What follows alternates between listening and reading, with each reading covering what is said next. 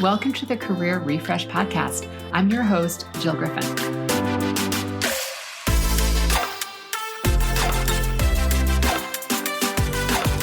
I'm a former media and marketing executive turned career strategist and executive coach. I spent my career working my way up and through the ranks of global organizations and startups, and today I show others how to do the same. Join me each week as we discuss the strategies and actionable steps to leverage your strengths, increase your confidence, and develop your career well-being. Ready? Let's do it.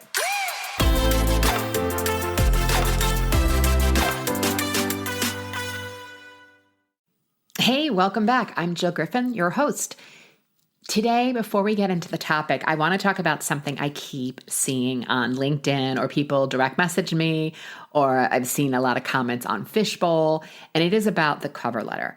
All right, friends, the cover letter is definitely being diminished. It's definitely being requested less. We're seeing it's only being requested about 40% of the time. But the cover letter, when it is requested, it's not a throwaway. It's not a phone it in. It's not a, hey, let me drop my resume into ChatGPT and have it write a cover letter for me. No, we're not doing that, right? The cover letter in these cases is to make sure that we understand that human connection. It's about building the voice, making sure that you're showing your enthusiasm for the job, the mission, the company, the product, the service, whatever it is, that it really should reflect your personal connection to the organization or the job, and why you believe that this is a great opportunity for you to be there and to bring your contributions. And that's what it's really about. It's not just to regurgitate everything that's on the resume. So I just want to put that out there, because when I see people say that they don't need to write cover letters and my work should stand for itself, I would say, honey, you know what? Good for you. But for most of us, that's actually not true. And it also shows, if a company's requesting it, are you paying attention to the details? Are you listening to their requests, or are you doing it your way? And sometimes doing it your way is the right path forward. Sometimes it's not. And if you're trying to get a job, or you see an opportunity you want to go for, this is the time to do it the way that they're asking you to do it, and to follow the request to submit that cover letter. You will be thankful in the end when you get that practice. And it's going that extra step. Again, if you're trying to get a job, why wouldn't you go that couple of extra steps? What I often find is it's that people don't know how to describe themselves. And that's fair. So that's where you want to spend some time working on that. That is a place where I think using ChatGPT or one of the generative AI services can help you if you put your resume in there and say, like, help me describe this person. But you have to put a human angle on it. You need to know your strengths, your skills, your values, your career narrative, and all of that is things that I myself help my clients with, but it's something that can all come through in your cover letter. All right, let's get on to today's topic. We are going to discuss the latest trends in the job search marketplace and the recruitment marketplace, looking at it from both sides of the equation. We know the process is flawed. I think everybody's doing the best that they can, but we are here to share some tips that you can leverage that will help you succeed. And when I say we, I'm bringing back my friend Susan Gigax. She has been on the show before. I will put that show episode in the show notes.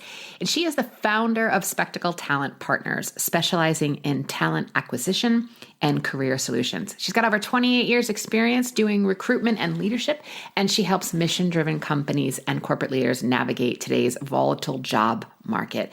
She offers strategies for inclusive hiring and confident career moves, and she does this all within her organization. She's also been nominated for a LinkedIn Top Voice position, and that is awesome. And if you follow her on LinkedIn, you will see the value that she is creating every day. I'll also put her link to her LinkedIn profile in the show notes.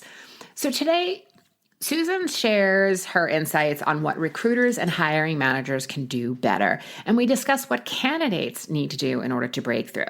We discuss why the STAR method is flawed, and it's not really an inclusive hiring tactic. And I know many people use this, but this is Sue's sharing a framework where she would like to see more recruiters and hiring managers use instead, because it is an inclusive hiring tactic. We also talk about the rise of the 30-minute interview. We'll probably go deeper on that in a later episode. And also the asynchronous interviews, where you're either sent interview questions in advance or you may be asked to record a video all in advance. And these places they're difficult to navigate if you're not ready and prepared. And if you're a longtime listener, you know that preparedness is the tactics and ready is the mindset. Sue also shares the biggest failure she sees among candidates, and that's definitely a place that you want to lean in and capture what she's saying.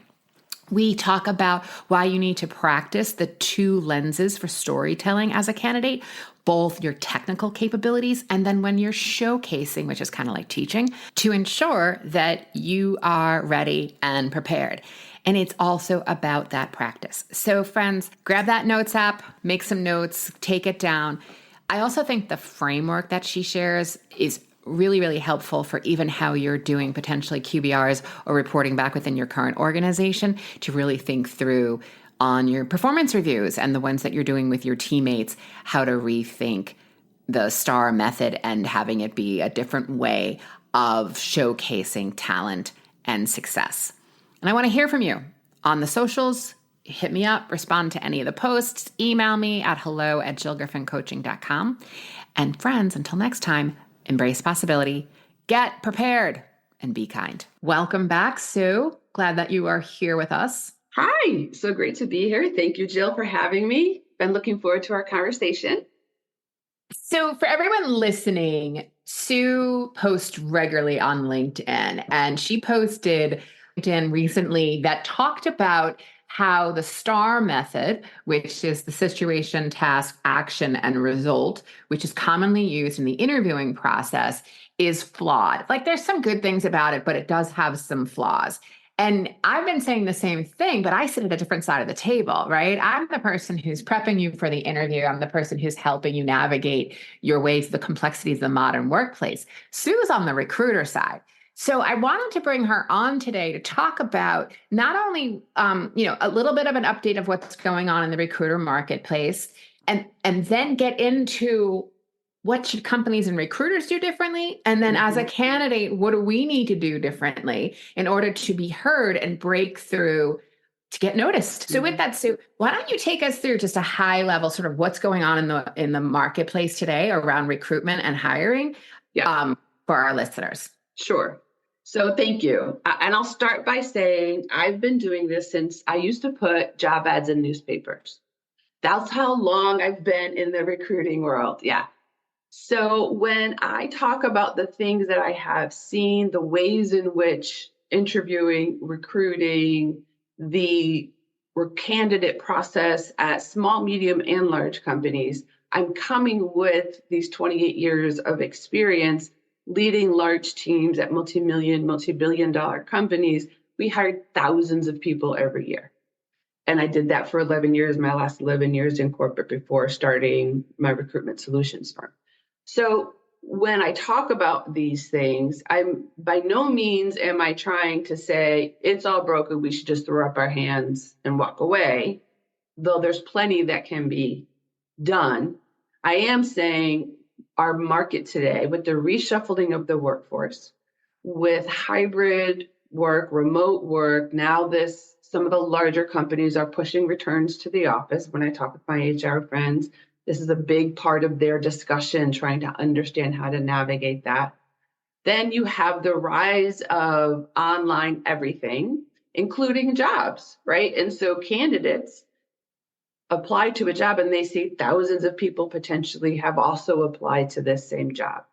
So when these layoffs were happening and this reshuffling of the workforce, there were also, alongside a lot of these technical layoffs, which got the headlines, where HR and talent acquisition professionals were also laid off. So those that are working have more jobs that they're working on, legacy applicant tracking systems, which may or may not be helping them, and abbreviated timelines to get jobs filled, which has made interviews longer and shorter at the same time, meaning shorter interviews, usually at the front end, 30-minute interviews. The rise of the 30-minute interview can be another conversation we have. Right. And longer because you have more people interviewing you. It's right? Everything's by committee. There's a million. And what I'm seeing from my side, to your point, is that the FANG, I call them the G Mafia, the Alphabets, the Facebooks, the Googles, the Metas, not Facebook, whatever. All of those companies, they hired a lot, but also laid off a lot. They got the tech headlines that made everyone go, oh my God, there's so many layoffs. And there are definitely layoffs. We're not saying there's not. But what we're also seeing is that the speed in which we were hiring in late 2020 and early 21, when the speed of the resignations were coming in so fast and we needed like butts and seats and we needed people to be doing the work, is there was so much mishiring where the rigor couldn't be there or they chose not to have it there. So they hired quickly and fast, which also meant that there was a lot of mishires, either not necessarily the right skills or not necessarily the right cultural add to the organization. And they were doing an okay job. So it wasn't a performance issue. It was more of that people who were like solid managers stretched themselves into open director positions and they just weren't ready for it yet. So it wasn't, again, a performance per se. It was just like, you need a couple more years before you're there. So what I saw is they just all got swept into the layoffs. They just were like, okay, we're going to lay these off. So now they're more cautious and they're like, we're not going to fall into that again. We are going to make sure that we have 26 people interview for a 30-minute interview, which they're going to come 10 minutes late and leave 10 minutes early. But you know what? You're up and perform.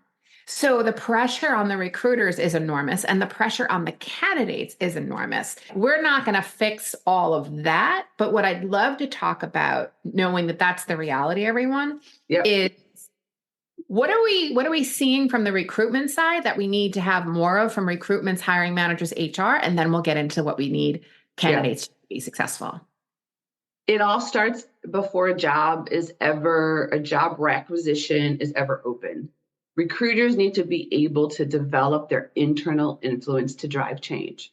Because all of the talk about diversity, equity, inclusion, belonging, all of these goals and strategies that companies have that HR people talk about, it starts with the recruiter and the recruiter's ability to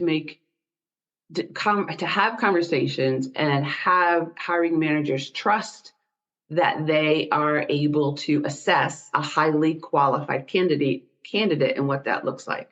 So that's number one, being able to leverage their influence with the decision makers so that when they have open positions and they're bringing a diverse candidate pool to the hiring manager understands where there's opportunities to maybe adjust their lens, because many times they're unwilling to do that because I know my team, right? I'll know it when I see it.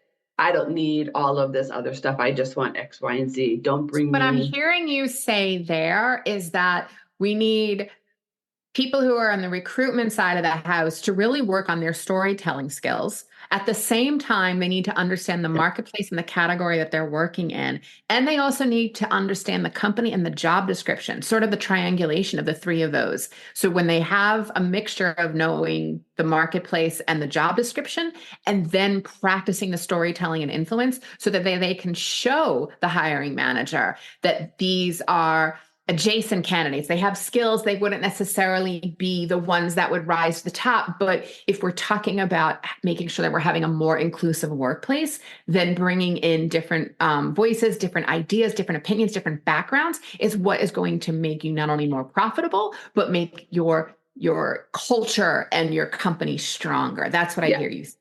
Yeah, I've always said recruiters sit at the intersection of the market, the people, and the manager. Okay. Absolutely. Yeah. Okay. So we hear a lot of misinformation of people complaining about the ATSs. You and I have talked a lot that there are very progressive ATSs, but guess what? Not every company has them. They may be working on legacy systems. So even though you might be working with one that's using, AI related software and tactics, you also may apply for another job, which again is on a more legacy system. And one of the things that I didn't know about that you told me about, and this is horrifying to me, is that a lot of the recruitment is being done where not only are you answering automated questions, so you're not even talking to a person, you might be recording a video and you're being assessed in the exact same time that you're giving your performance and you're Mhm. answering the questions. And I Mhm. just want to go deeper on that. I had a situation, this is actually for a coaching certification that I had a couple of years ago, to keep up my CEUs. And in the moment of quote coaching, the person who I had to coach was the person who was going to grade me. So Okay. right there, how can you be in the moment of coaching and also the person grading me? And what would happen is throughout the coaching is she would stop and start furiously typing and make comments. And then I would be asking her the next question. She'd be like, hold on, I can't answer yet. And I was like, this is a shit show. I will say I passed, but not before writing them a very direct letter about how, from a inclusion standpoint, from a disability standpoint, from an understanding about neurodivergence and understanding how different people, like every time I'm asked to answer the question, you're going to take me out of it and then tell me to tap dance and then grade my tap dancing and then come back into it. Like, oh my God. So when you told me that, I was like, holy moly. So give us a little more context around that of what Mhm. you're also seeing there. Well, there's different ways that this is showing up. So, with video interviewing, there are some video interviewing technologies that have implemented some AI to try and assess people based on the way in which they're answering their questions for some of these behavioral skills, those types of things. There's also asynchronous interviewing, which is one of the ways companies have tried to push more people through the candidate pipeline more quickly by alleviating what would traditionally be an A introductory phone screener. call Yeah. or a screening call, that type of thing. So it's showing up in different ways. It's very interesting. If you look online and read reports, you will see the entire. Some people who are all for it and they're telling you why it's fantastic, and some people who are against it and they're telling you why it's terrible. Not unlike any other technology that we have seen that has influenced our daily lives, not the least of which is our livelihoods, is AI. And so it's a little unknown. There isn't enough data, in my opinion, to make a good assessment. What I can say is it's unnerving. And Mm, a comfortable conversation is a productive conversation. mm, So if what you are doing as a recruiter is making the person on the other side uncomfortable, it's a bad outcome no matter what. mm, mm. So really, really helpful, really. And also, I think at the end of the day, I always believe the best in people, and no one wants to make someone feel bad or like leave an interview really stressed out and scarred, right? And the idea that I might be asking you questions in a way in which maybe you're not the right person for this role, but that doesn't mean that you need to leave the interview now all of a sudden having to go to therapy because of what happened during the interview. I think it's a really important point, which gets us into, I know, one of your frameworks about being kind, and we're going to talk about always being kind. Yeah. But to summarize, we want to see recruiters really taking the time to understand that storytelling and creating that influence internally, in addition of knowing the job market, knowing the organization they're recruiting for, and obviously knowing the job description that they're recruiting for.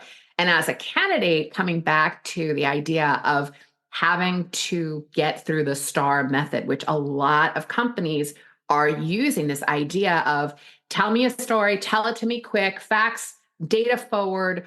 What is the situation? What was the task? What was the action? What was the result? Boom, next, right? Very, very fast. And there's some benefits to that to get through information really quickly, but it has really emphasis on flaws, which is what you've been talking about. There's an overemphasis on past behavior, right? And we know that our resumes are status reports of what we've done previously. They don't tell us, unless we know how to write and tell the story, they don't tell us what we're doing in the future. They just tell us what we've done.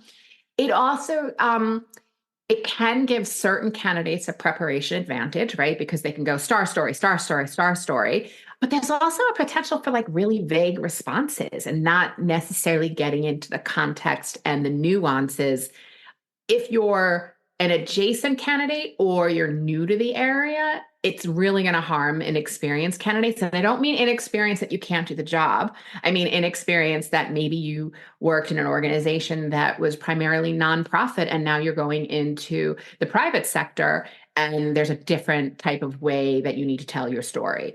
And again, I think lastly, there's also an over influence on individual performance. We need to know what you personally did. We're done with the days of the hall monitor where the boss is just sort of walking around making sure everyone's okay and doing what they need to do. We need to know what your specific role is.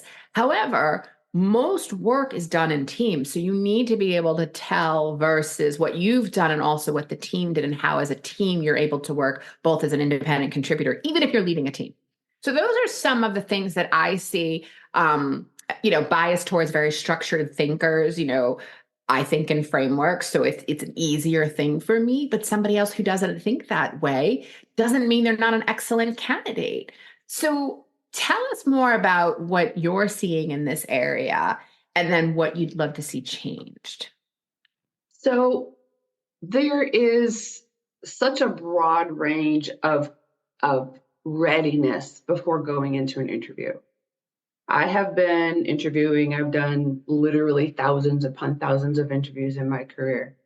And I can tell you, and I recall them, unfortunately, when the instances when candidates who were unprepared have become less qualified while they were talking to me in my mind, based on the way they answered the question.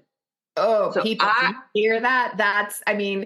But that's the reality because and I'll drop it in the show links. I have a podcast about being ready and prepared.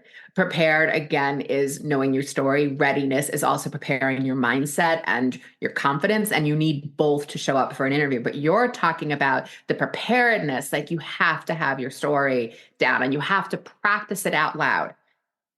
Because it might feel all blah, blah, blah when you start talking it, or it's like, feels like you're hitting all the jargon words and everyone's like, what did you I know you spoke English, but what did you actually just say? And you don't know. I mean, you could go on LinkedIn and to some extent get a sense of whether or not the listener, whether it be a recruiter or a hiring manager or some other person somewhere in the organization who has some type of decision-making authority on this position, hence the 30 people in an interview process sometimes.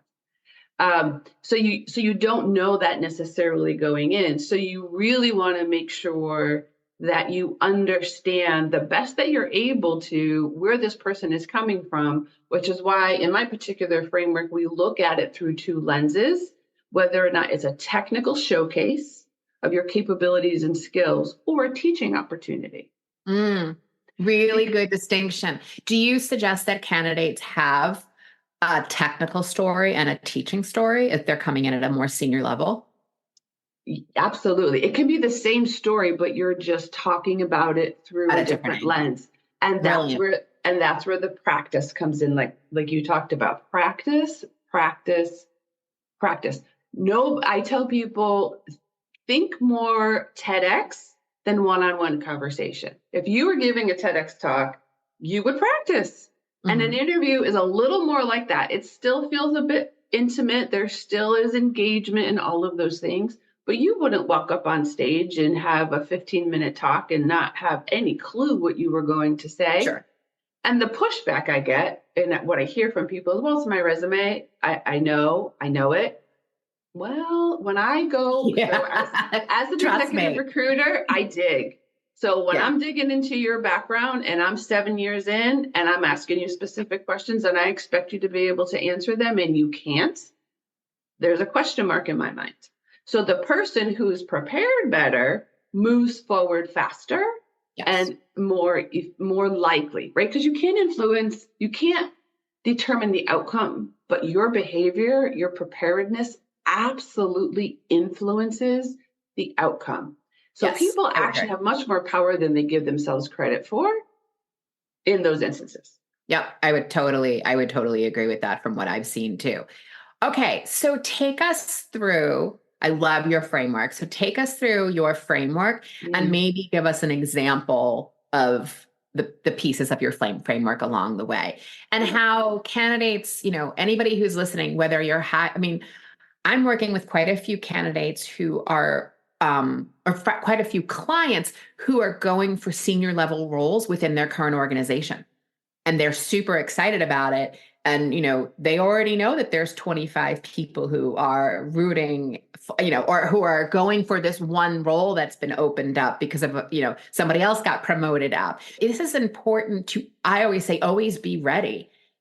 You may love your company and have no desire to leave. You may get laid off and suddenly you have to go find something, or you may be deciding it's time to move on and look for new opportunities.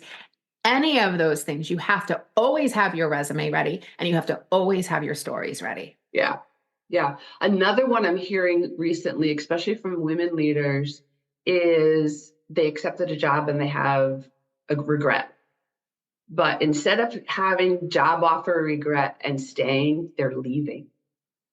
And so women who are very capable, conscientious leaders get into an organization and realize it's not what they thought it was going to be. Right. They're walking away in the first 90 days, and then they're just, it's not aligned with their values. Yeah.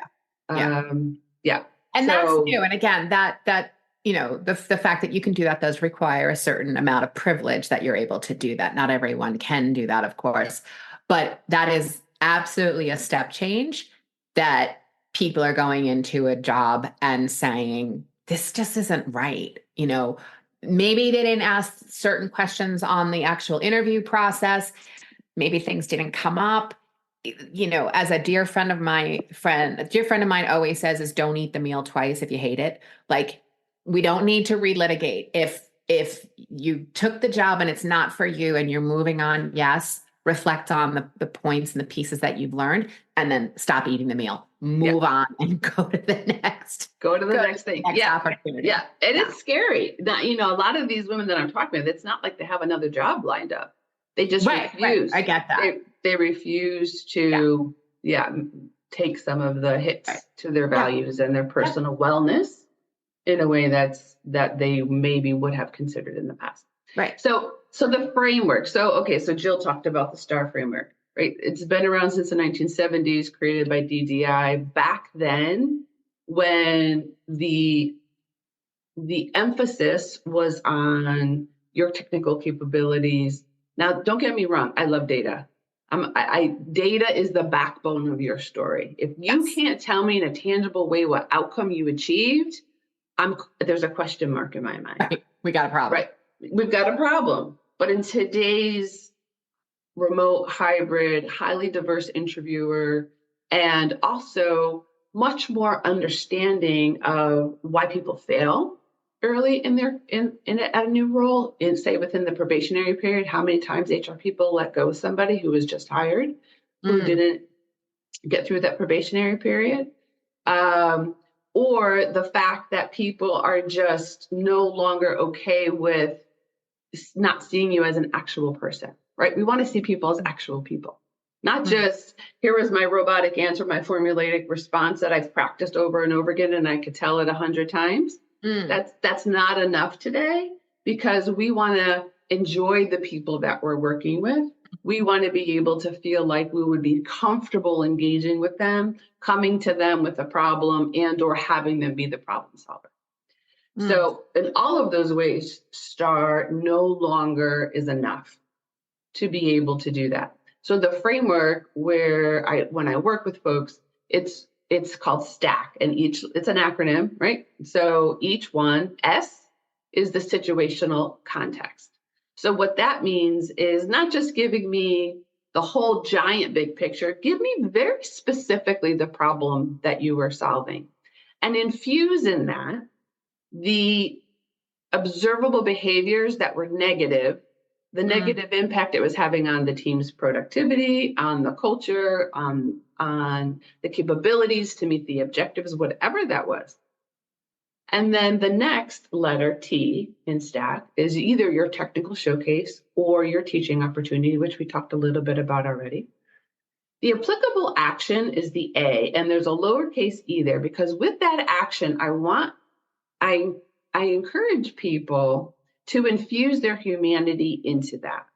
So much like, I've read recently, don't bleed on LinkedIn, right? Being personal, being human on LinkedIn is great. Bleeding all over anybody is not great. Right. But you want to infuse your emotional intelligence, your emotional understanding of their behaviors, and what hopefully that negative from the situation, you were able to have a positive impact on their state of well-being, the culture impact, the team's capability to work together effectively, which then led to better numbers, better outcomes, whatever that was. Mm-hmm. Then finally, probably two of the places where I see vast majority of people fail is concise explanation for our C and always be kind for our K.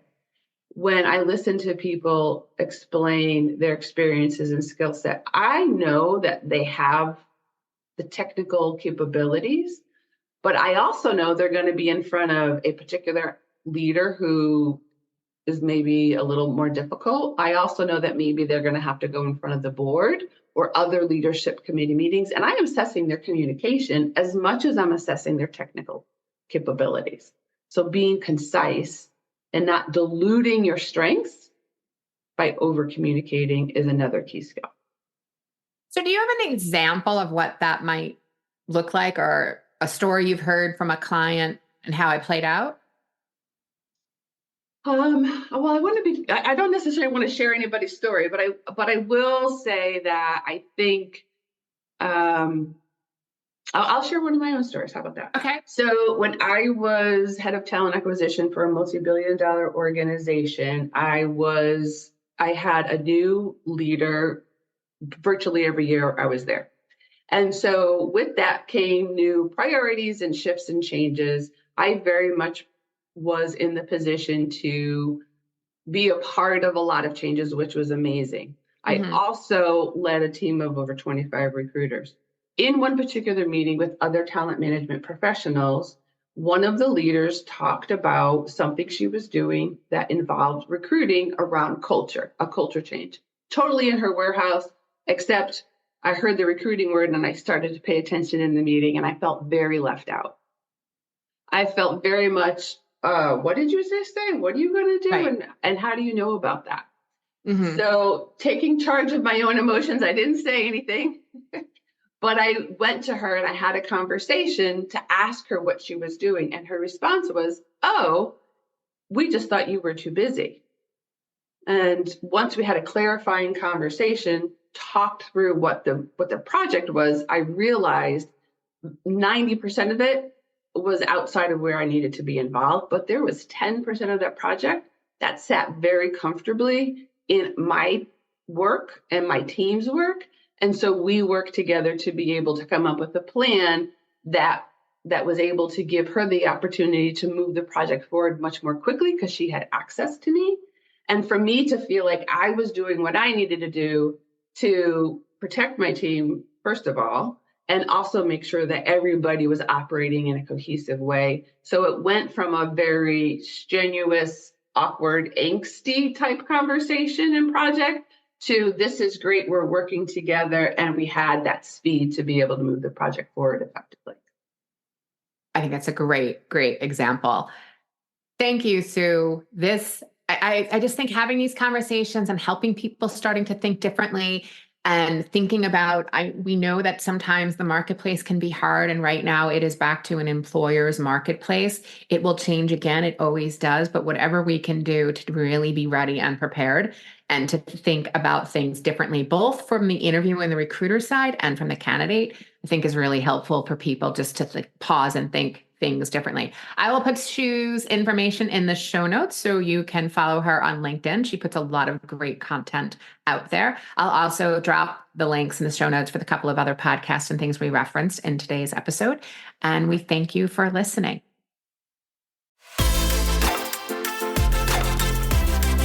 Hey, thanks for listening to the Career Refresh podcast. If you're enjoying this and you want more information, go to my website, jillgriffincoaching.com.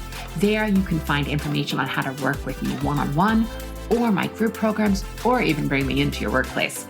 I'll put the link to my website in the show notes.